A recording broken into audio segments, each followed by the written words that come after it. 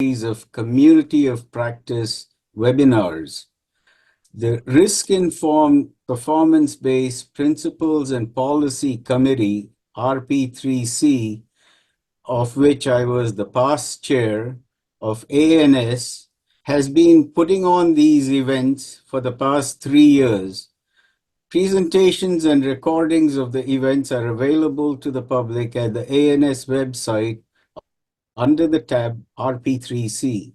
There are now over 40 such recordings available. The purpose of these webinars is to offer practitioners of concepts and methods related to risk-informed and performance-based approaches, RIPB we call it, a chance to share their knowledge and experience. I would expect that such practices are used to implement nuclear technology and evaluate its safety. The purpose of RP3C is to help modernize ANS standards.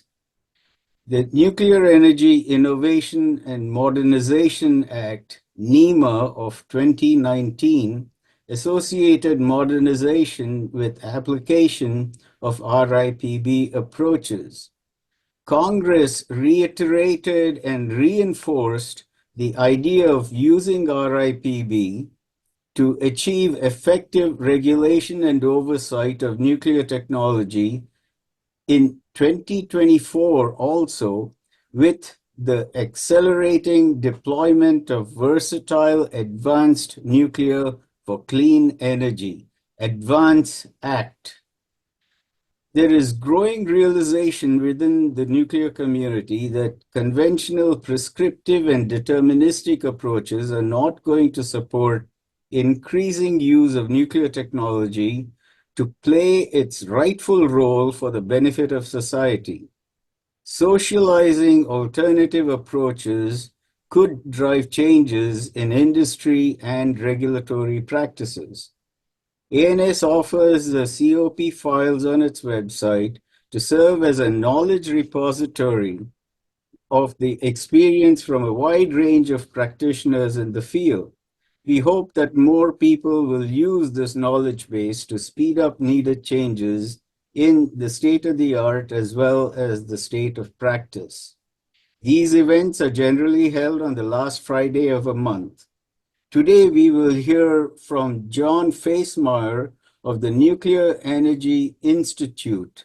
I'm particularly happy to welcome Jon to this for this presentation because the Nuclear Energy Institute, NEI as we know it, has been absent from our, all the webinars that we have so far. So this is the first NEI presentation, and so Jon, I welcome you, and please introduce yourself and perhaps introduce others to the NEI and whatever else you want to say. Thank you. All right. Thank you, Prasad. Just a quick logistical thing before we get into it. This is a presentation that I am hoping gets engagement. All right. I'm here to talk about risk-informed and performance-based codes and standards because there are a lot of standards out there, and a lot of them could benefit from using risk-informed and performance-based concepts. And I want to get the message out on how to do that, who's here to help. So please send your questions in the chat. I'll be stopping throughout the presentation to try and answer them. Looking forward to both learning from y'all and hopefully sharing my perspectives on these important issues. So who am I? Jon Facemire. I'm a senior project manager at NEI in the new nuclear division. My responsibilities really are Part 53, licensing modernization project, advanced reactor PRA, and I focus on regulatory issues. So trying to get regulatory guidance approved by the regulator, trying to help our members and particularly the first movers who are kind of paving the way for some of these risk informed and performance based approaches. Prior to joining NEI, I was with X Energy for 2 years. I started out as a licensing lead for PRA and then moved into a manager position where I was responsible for developing our preliminary safety analysis report. Um, my background is in probabilistic risk assessment. I was with Jensen Hughes for a bit over 10 years, again, doing risk informed applications. I was on the 5069 integrated decision making panel, maintenance rule expert panel, helped pilot surveillance frequency control program, risk informed completion times. So my background is very heavily on the risk informed side of things, and I am still getting up to speed on performance based. Do appreciate this community of practice in particular for the wealth of information that's here and really being ahead of the game when it comes to risk informed performance based practices. Um, yeah.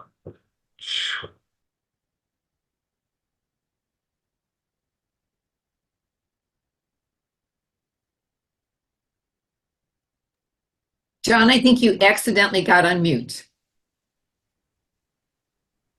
Ah, that must have been what I clicked when I tried to progress the slides. Thank you, Pat. Um, so the topics for today's meeting, I want to discuss some of the licensing modernization project and technology inclusive content of application terminology and how it compares to some of the traditional terminology that most operating plants are used to and comfortable with. Then I want to go through and talk about some examples of where that's causing issues in the code, right? There are some words that have meant the same thing for the entire operating fleet for decades. Now those words mean slightly different things, and codes need to be able to adapt. And I do want to thank IEEE and Sherry Paul. They let me sit in on a working group for IEEE 497. They gave me permission to talk about it in this meeting. But I think it's a really good example of how it's not that difficult actually to update some of these codes to allow for greater flexibility, to allow for some of these risk-informed performance-based approaches to work with the code. That is a big focus for me, especially in the near term, right? The TerraPower construction permit application is in, X Energy is going in soon, right? There's all of these innovative technologies that need to be approved by the regulator soon. And to me, at least, I think the path forward in the near term is going to be taking the codes and standards that we know that the regulator's comfortable with and adjusting them, allowing for the flexibility that the NRC has already approved in some regulatory documents, and just translating that over to all these codes where certain members of the NRC staff have expectations of this is how you do it. This is the way it's always been done. Well, if you give them a little bit of comfort with, yes, we're still using the code, but we're interpreting in light of this guidance and we have this flexibility that you've already approved. That's really where a lot of my focus is for the next couple of years. And I'm hoping to build a team of like-minded individuals to help push that process through as many codes as possible and as many NRC approvals as possible in the coming years. I do want to very quickly go over terminology. I will say licensing modernization project. I'm referring to NEI 1804, which is endorsed in Reg Guide 1.233. Technology inclusive content of application is how you build a safety analysis report for those who are following LMP. Advanced reactor content of application project is the NRC I guess, partner to TCAP, where the NRC provided additional guidance beyond what's in TCAP for what they see as a complete application for those following LMP. Some more terminology I'll use throughout the presentation. In LMP, there is safety related, NSRST, which is non-safety related with special treatment. Think similar to important to safety, but with a clearer box around it, better defined. And then NST, which is no special treatment, things that should be outside the purview of the regulator. I also talk about 5069, which has risk 1, 2, 3, and 4.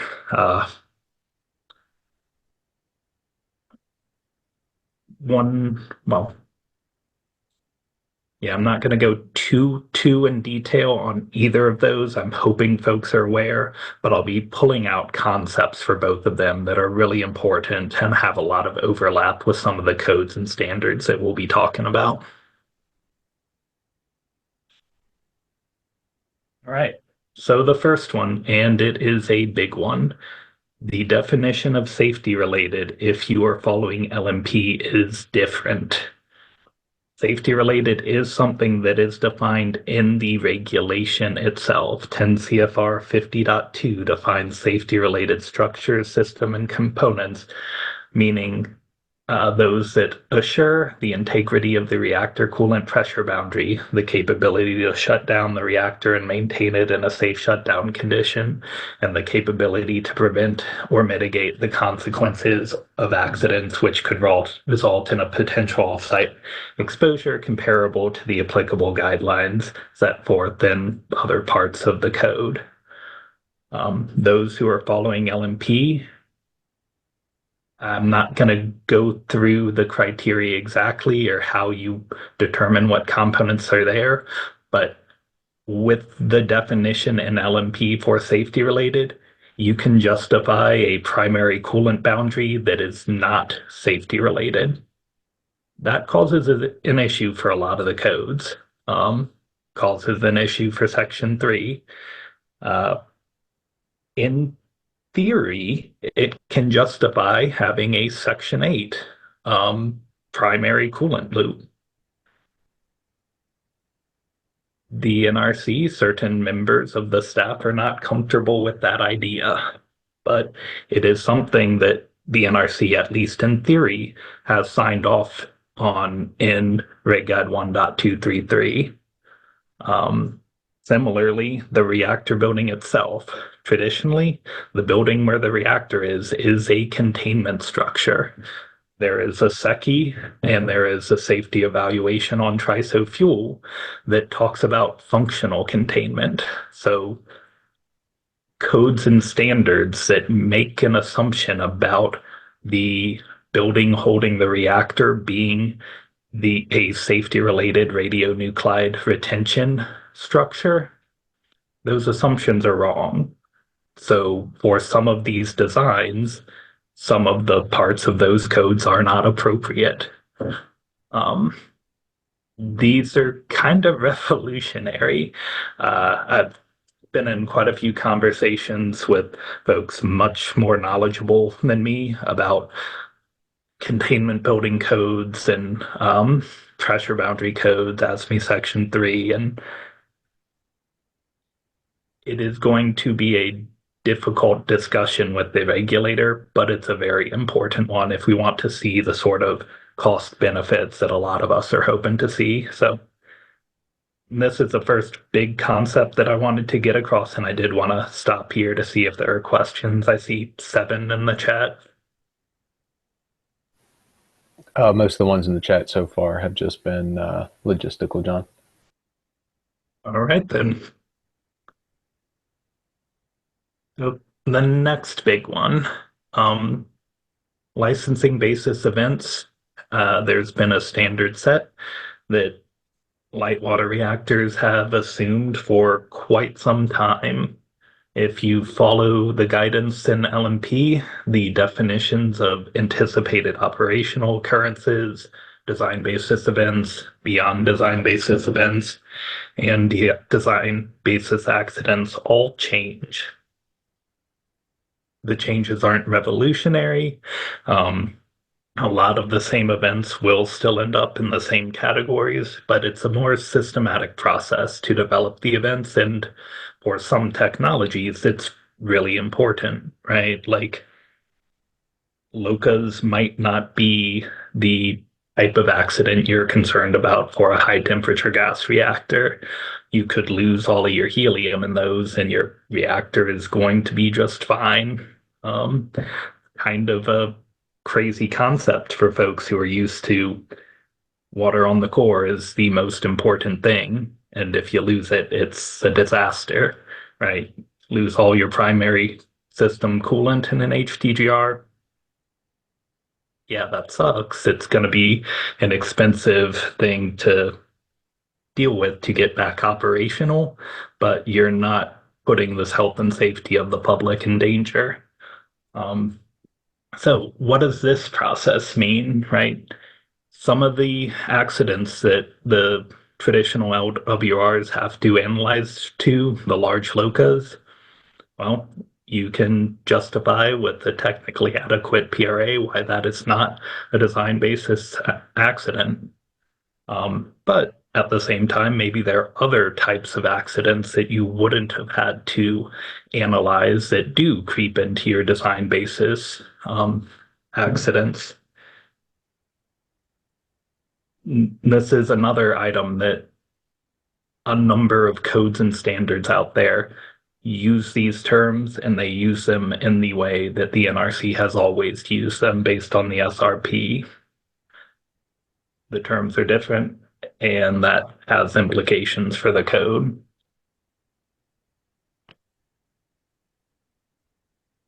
One more just high-level concept to get across before I start diving into specific items and examples.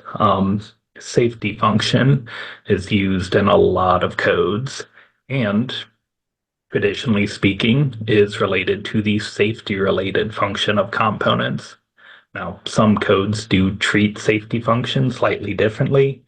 And in 1804, there are some new terms introduced, particularly PRA safety function, right? PRA safety function is a reactor design specific function modeled in the PRA to prevent or mitigate a release of radioactive material. That can cover things that are safety related, but it also covers things that are non-safety related with special treatment, or completely non-safety related, no special treatment. If you were to use the PRA safety function definition and apply that treatment to certain codes that use safety function, you're going to drastically over-design your plant. So this is one that I think in most cases can be addressed fairly simply, clarifying that safety function in the context of a specific code is limited to this specific thing, usually just safety-related functions, but it's something that you definitely need to be careful of and make sure that the terminology you're using works for all the applicants that might be using your code. And then the other item, LMP is not the only risk-informed methodology out there, right? 5069 is another one that we have a little bit more runtime with. Some of the codes and standards have made significant progress addressing 5069, but we need to think broadly, especially in codes and standards that we want to have available to a wide variety of applicants.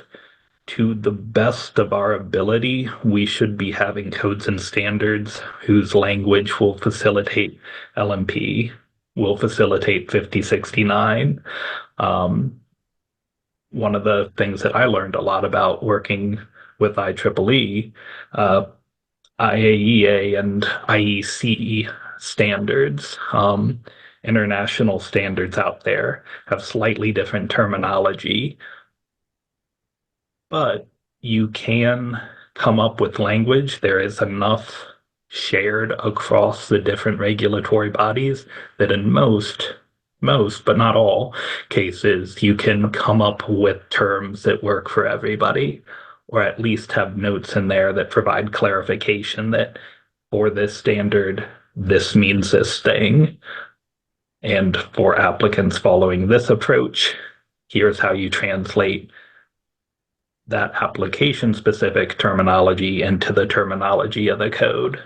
And I'll get into some examples of that later, but a lot of these items that I have up on screen kind of have direct implication for a number of codes. 5049, Appendix B, some of those things are pretty foundational for certain systems. And if you go from a place where those are requirements regardless for everything in those systems to, hey, maybe not, you need to be able to account for that in the codes. Codes have a lot of prescriptive language in there, and a lot of the risk-informed performance-based approaches are pushing back on that hard. And there's difference of opinion on how to handle that, right? You could, in theory, come up with just risk-informed performance-based codes, or you can work the flexibility of risk-informed performance-based thinking into the existing codes. And I'm sure it's going to be a mix of both at the end, but in the near term, I'm really focused on the risk-informed performance-based thinking into our existing codes because I see that as the quickest success path.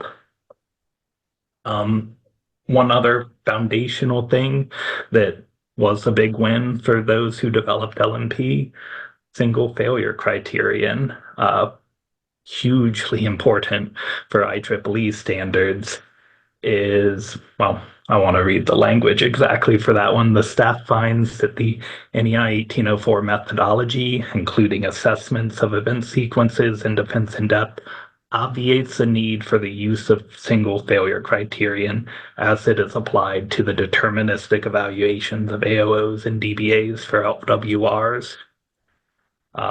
For IEEE 497, that's a big deal.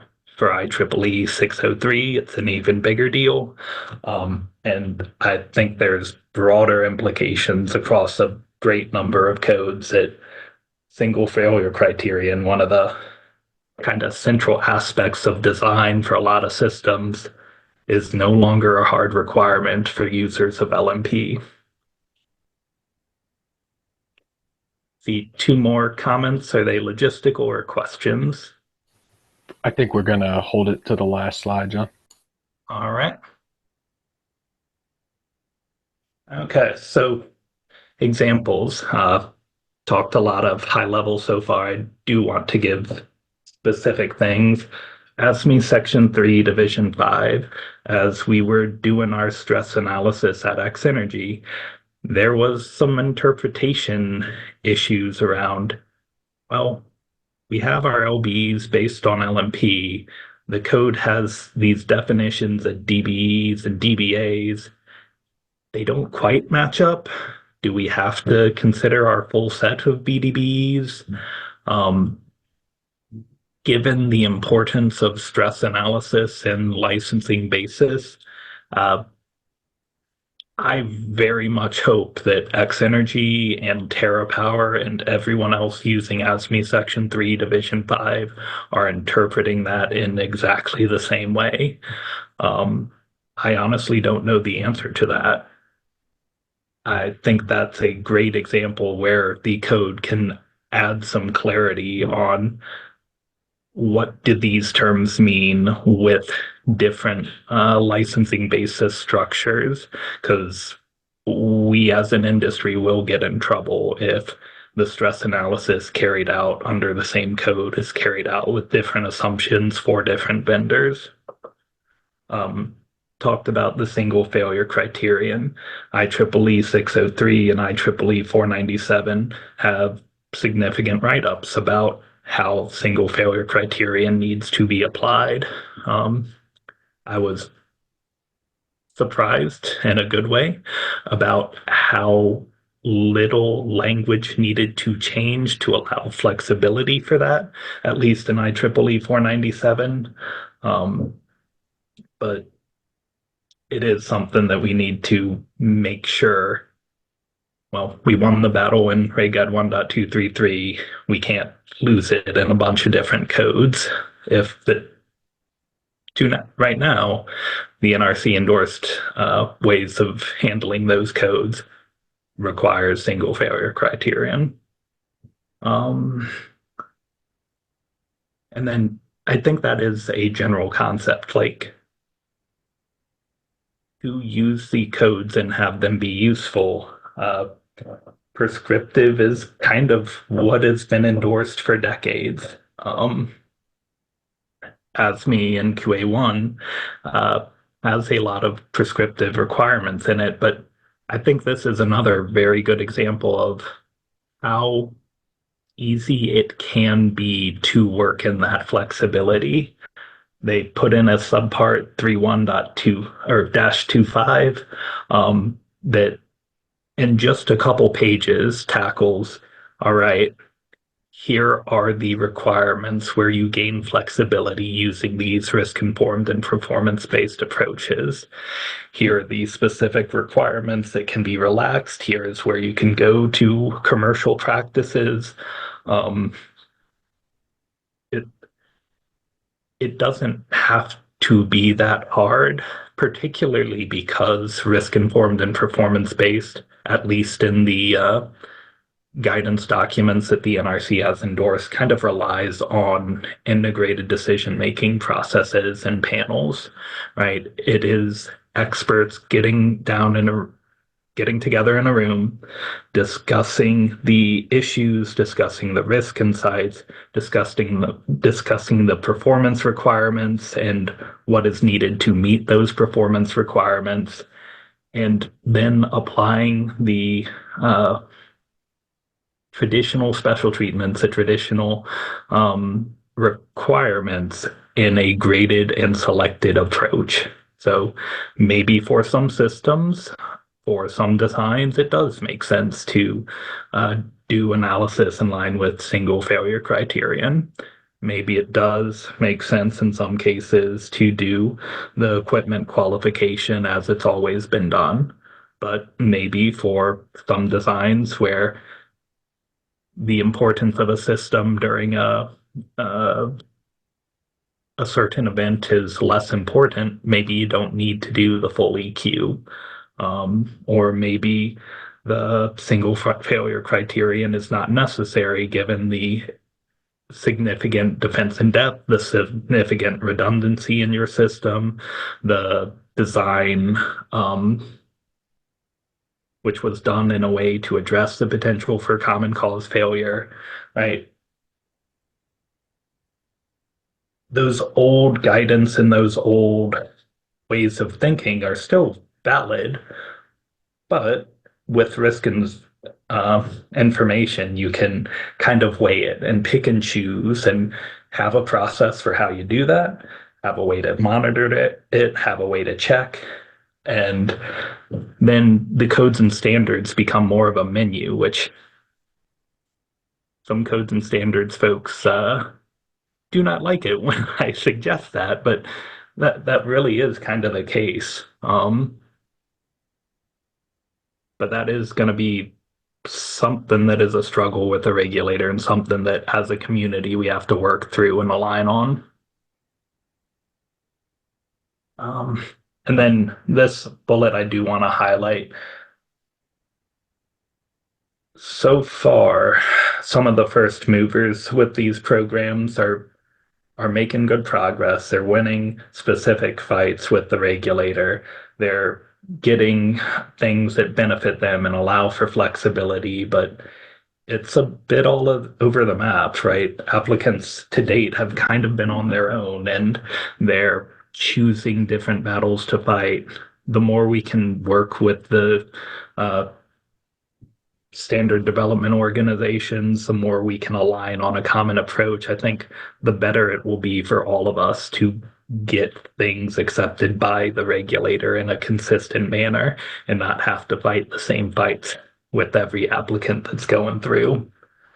I also do want to highlight that some codes and standards put risk-informed and performance-based up front. Section 11, Division 2 for reliability integrity management. PRA is a heavy focus.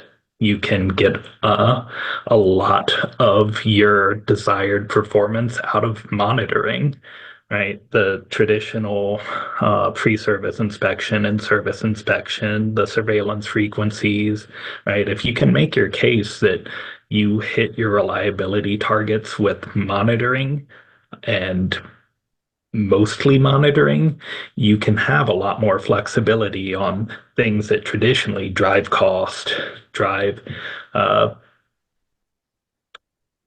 plants going down for maintenance, right?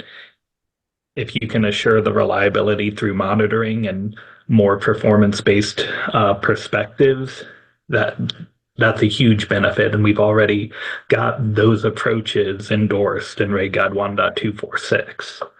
Similarly, ANS 2.26.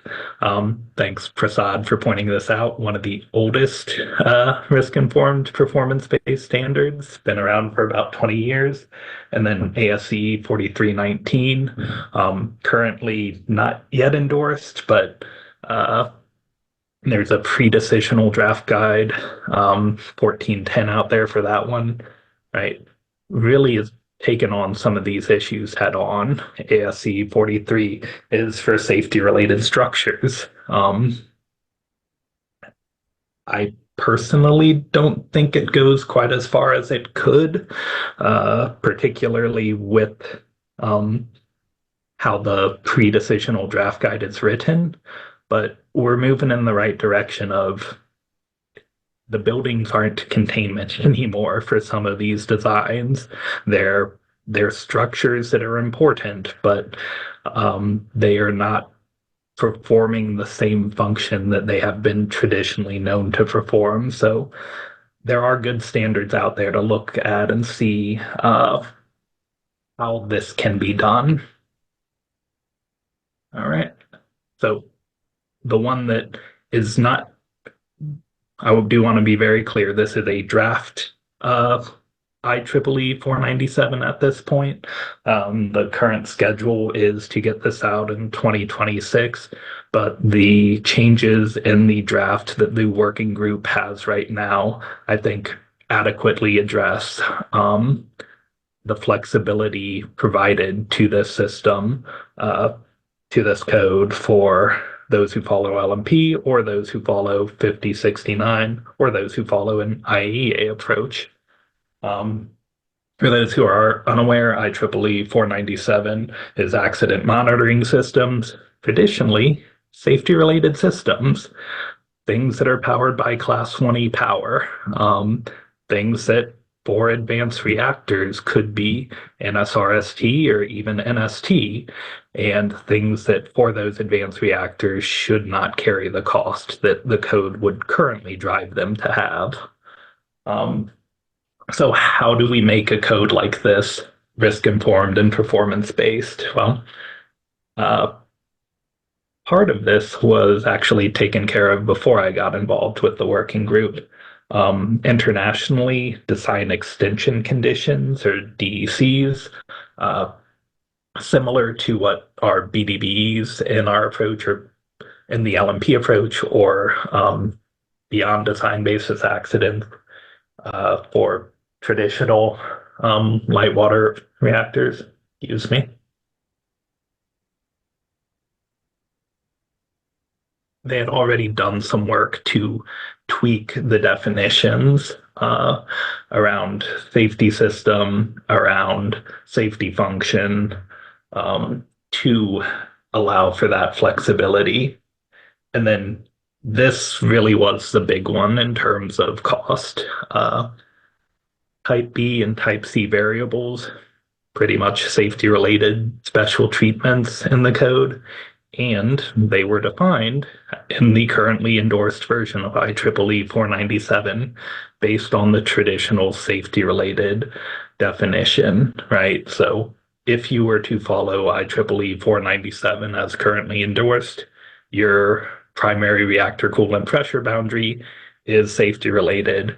The equipment monitoring it needs to meet the Type B requirements, Class 1E power, uh, lots of cost, lots of burden on the applicant. Well, we were able to get language in there to clarify that Type B variables are those that are monitoring these safety related functions and leave it up to the applicant to define what that is, right? So it's not reactor coolant pressure boundary integrity. It is up to the applicant to define, and that's a fairly straightforward change. It we actually did still keep the four traditional light water reactors. Here's are what these functions are, so didn't lose clarity for those reactor types, but it allowed the flexibility for other reactor types. Similarly, Type C variables were those defined as monitoring fission product barriers with specific things prescriptively called out. Fuel cladding, reactor coolant pressure boundary, containment pressure boundary. We were able to get language in there to say safety related fission product barriers, which for some applicants will be just the fuel.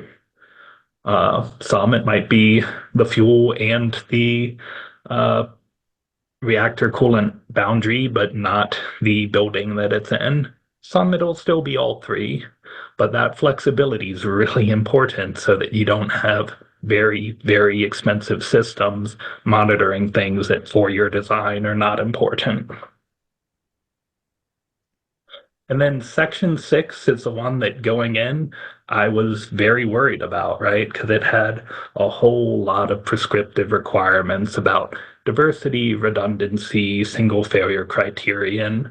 And we were able to get what I believe is a pretty elegant solution. So, facilities adopting a risk-informed program for equipment categorization and treatment in accordance with regulatory approval shall implement this standard in conjunction with risk-informed methods such as that defined in IEEE 1819. So if you're following 5069, you use the standard 1819 to risk inform your application of IEEE 497. You have your flexibility there. But if you have other risk informed methods, which could be LMP, could be IEA approaches, could be anything that you get through with the regulator, you get to pick and choose the parts of that section that make sense for your design. Pretty simple change to the code itself with really far-reaching implications for the cost and complexity of your design.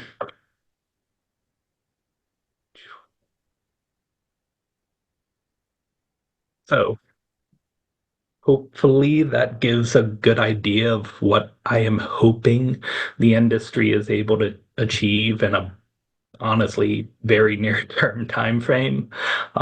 There are a lot of codes and standards out there that have assumptions that have worked for decades that do not necessarily apply for advanced reactors, non-light water reactors, small modular reactors, and micro reactors. Key things to look for to see if your codes could improve for more risk-informed and performance-based language. Do you have the traditional definition of safety related? Do you rely on the traditional definitions of licensing basis events or design basis events? Are you thinking about 5069 or LMP or IEA as you're writing your code? As you think about that, right? There's a lot of people that can help. There are examples out there with the IEEE 497 draft. ASME Section 11, Division 2, ANS 2.26. And there's a lot of groups, the next slide gets into that want to be involved and want to help make these code changes for the benefit of the industry. But it's really important that we figure this out and we get it right soon. The first movers are going through their regulatory reviews right now. And one of my biggest fears is LMP in theory allows a ton of flexibility in getting your licensing basis right sized up front.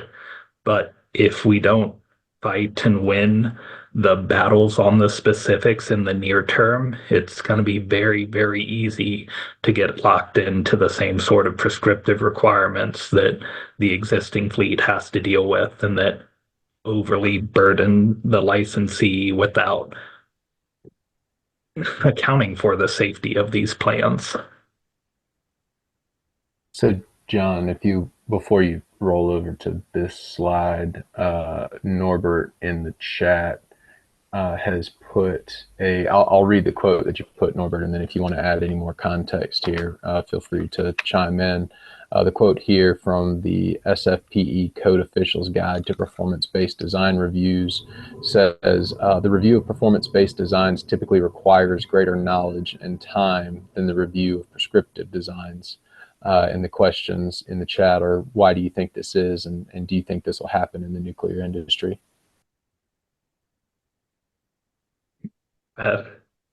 Very simply, it's easy to follow rules. It's harder to think about which rules make sense to follow.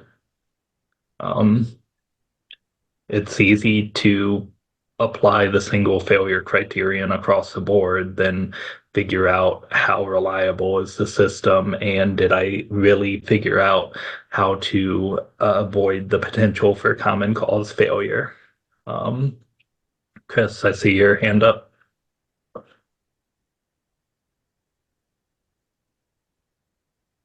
Oh, well, first, did I answer the question? I guess there's another questioner with the hand up. Do you want to first address the questions that have been in the chat and then go to the questions that have come up after? Sure. So Brandon or whoever asked the first question, did my response to that make sense on why reviewing risk-informed and performance-based can be harder? Yes, in effect, you answered the question, but one concern often expressed by industry is the efficiency and effectiveness of regulatory reviews. And so if you go to a performance-based process and reviews are getting harder and longer, it may not look like you're improving efficiency and effectiveness, and that was the primary concern. And so there's a people sometimes say it'll be quicker and easier, but that's not necessarily the case. Yep, I agree. There are some conceptual things, though, that I hope we can work through, and across the board, if you meet a criteria, you should not have to consider a long list of requirements that you traditionally had to consider, right? Like, I think that's a lot of the hope of the performance-based side of things. If you provide a very good technical basis for why you are going to have the performance you need, and PRA guy by most of my career, I like to lean onto data. If you have the data that shows that your system works, like, yeah, the analysis requirements, the detail, like, data alone should be enough. Well, yes, but first of a your kind point's well designs you don't taken. have first of a kind designs you don't have data, and the problem is the prescriptive requirements are meant to achieve some goal, and if you're going to say we achieved the goal, you have to explain how you're going to achieve the goal and explain why you believe that how it works. And so if you get into an analysis of why the how is adequate, and then you review that you did what you said you would do. So there's actually more steps involved. Yes, I see there can be benefits, but it's you're not necessarily out of the woods. But I shouldn't hog the meeting, so I'll stop there. I agree with you. I think the hope is the regulator focuses on the important things and doesn't waste a lot of time arguing about the things that aren't important. But I do understand that is me being an optimist.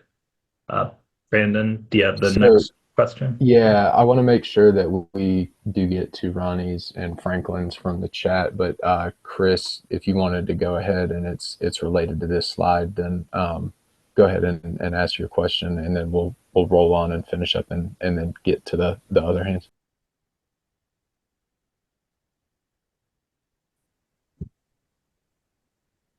Chris, you're still on mute. Yeah, sorry, I forgot I was muted by the moderator. So it kind of goes into that topical area of what we just discussed, risk-informed performance-based, some of these multiple degrees of freedom and opportunities to give us some wiggle room and get us to a point where we get enough leash to get ourselves in trouble. From a, your high level perspective, John, as you've been talking through this with folks and engaging with different, developers, are you seeing that there's enough direction to making the right decisions in this RIPB realm, or are you seeing people with a little more confusion or maybe trying to make too many choices to be, pointed towards the direction we need to be going? And did that question make sense to you? Yeah, I've seen a mix. There are system engineers that have worked in the industry for a long time and have defaulted to what they know the regulator will accept in a way that causes cost problems down the road. Since right now a lot of these things are being done by the vendors, I have seen commitments for operation that, as someone who came from the operating fleet, I would not be happy about. With that said, I have also seen that mature incredibly in the past year or two. The amount of additional input from utilities, the amount of input from EPCs, the amount that more people are joining this conversation has been making these conversations go better. And I think we're getting closer to the right balance, but yeah, I think there's a lot of work to do. Okay, appreciate the input. And from my sense on every side of the court, I do see something similar to what you're saying. Initially, there was a lot of opportunity to go astray, and now we're seeing a little more focused direction on making some good decisions moving forward. So thank you. Brandon, there was one more in the chat. Yeah, well, we got a few more. So if you just want to go ahead and do your last slide, then Ronnie will go ahead and follow that up. And the last one honestly wasn't this one I'm leaving mostly to make people aware of all the folks trying to work on this and trying to help. So the standards development organizations, most of them, if not all of them, are working together through an advanced reactor codes and standards. John, if you're sharing your slide, we can't see it. Oh. I can see it, John. It moved forward appropriately. I'm not sure if others are having issues. I can also see it. Okay. Sorry to whoever's having that issue. 11. Yep, 11's the one. So yeah, the Advanced Reactor Codes and Standards Collaborative, NEI, EPRI, a lot of the standard development organizations and international bodies, they're all working together on this problem. We're having our next workshop September 10th at the Nuclear Energy Assembly up in Philadelphia. Hope to see folks there. I'll be there as well. at NEI. Mark Richter, Tom Basso, Alan Campbell, and myself are leading efforts, and we are happy to support anybody. Chris Wax, who spoke up earlier at EPRI, and there's a huge list there as well, are working these from EPRI's point of view. The Joint Committee on Nuclear Risk Management has a subcommittee on risk applications. They are happy to help out any SDO who wants to risk inform and performance base their standard. And then, of course, ANS, RP3C, right? Like, I'm here because this wonderful organization exists and has been pushing these efforts for years, really leading the charge. The NRC is also thinking about this in a more proactive manner than I have seen ever. And their standards forum is happening September 25th. But the thing that I have realized is the real work gets done in all of the working groups and all the standard committees. And I have tried to sit in on the ones I've identified as the most important, but this has to be a whole industry effort. So please, if your working group or standard committee or group that you're involved with that works on standards is not yet involved and engaged with risk-informed performance-based, please reach out to some of the folks on this slide, get involved, and get that sort of thinking into your code. All right. More questions? So, yeah, we got more questions than time left, so we'll go until the time's out.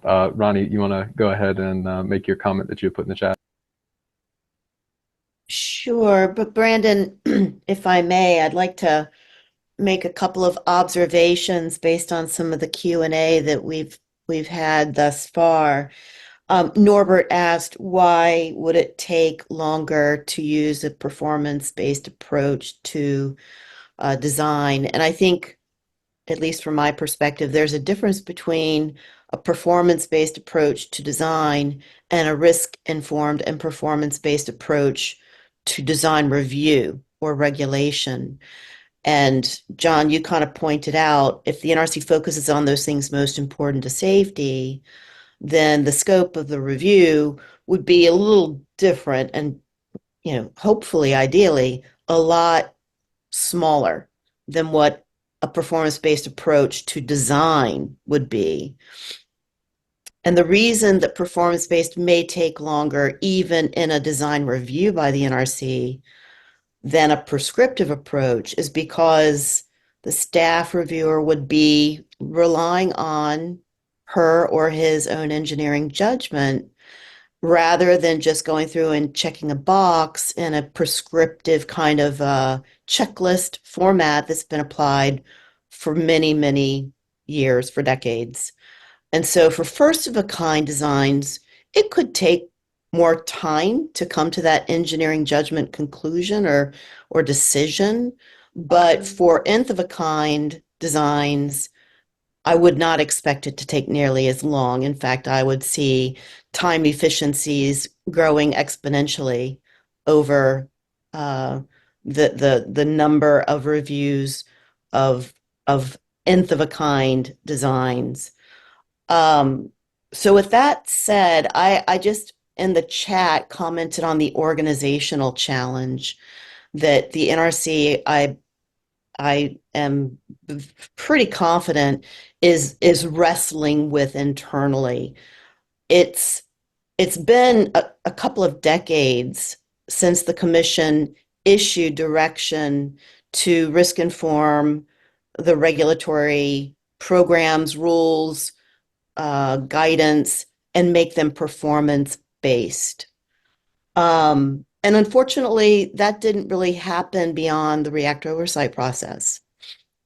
The maintenance rule, I think, is an example beyond the ROP, but it's one of the very few that has really applied performance-based concepts. And so what could have been happening slowly over a period of 25 years is now compressed with NEMA and the Advance Act into a very short time frame that organizational culture adjustment has to take place. And it's my view that the NRC could probably use assistance in making the adjustment. some collaborative workshops. I know strong leadership in One White Flint North is going to be very helpful, but workshops have had limited success in recent years because there's not the kind of give and take exchange that I've seen, 15, 20 years ago. But I think a more collaborative approach to these concepts in a workshop format would be very helpful to just kind of help the NRC kind of ease into different ways of thinking about things. And with that, I'll say thank you for letting me respond to the Q&A a little bit and discuss my observation in the chat, Brandon.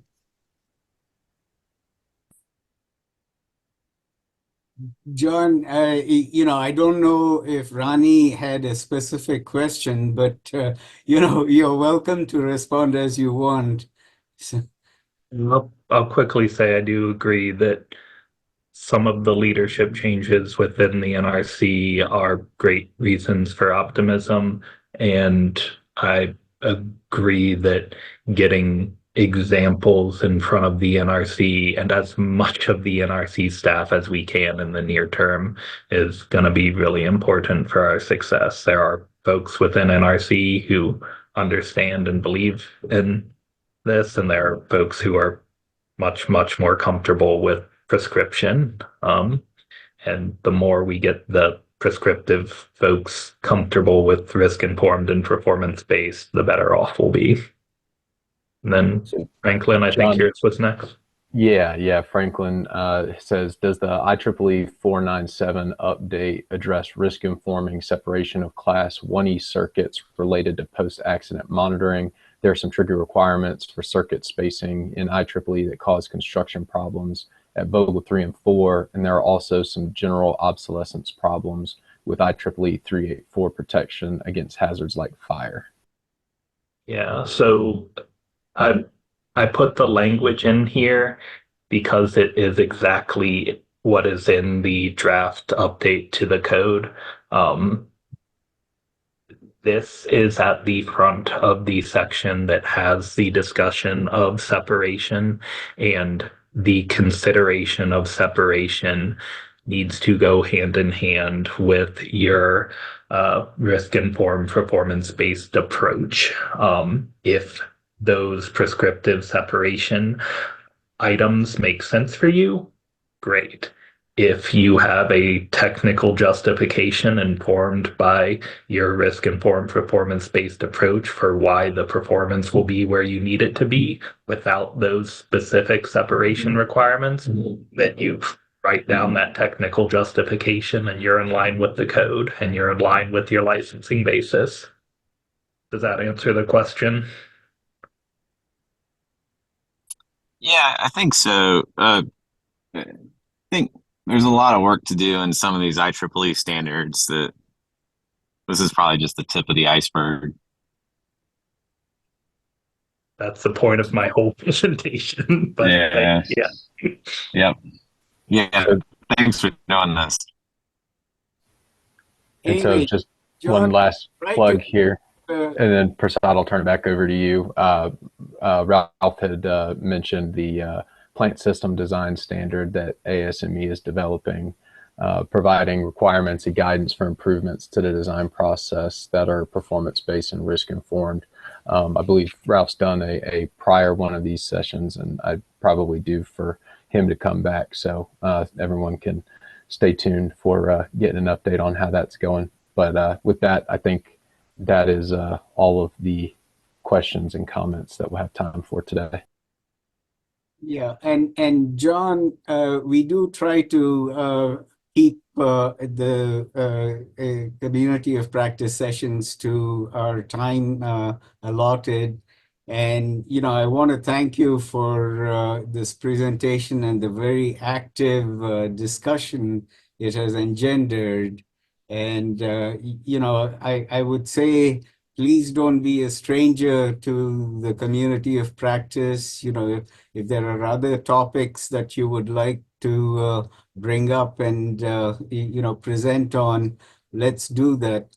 But since we have already gone past the hour, I'll turn it back to Pat. I think we can conclude this community of practice session. Pat? Yeah. Just want to say thank you to Jon, obviously, for presenting and everyone else, and great participation, great discussion. And again, just thank you. And you all have a great long weekend to enjoy the holiday. I will go ahead and close out this community of practice. Thank you. Thank you, Pat.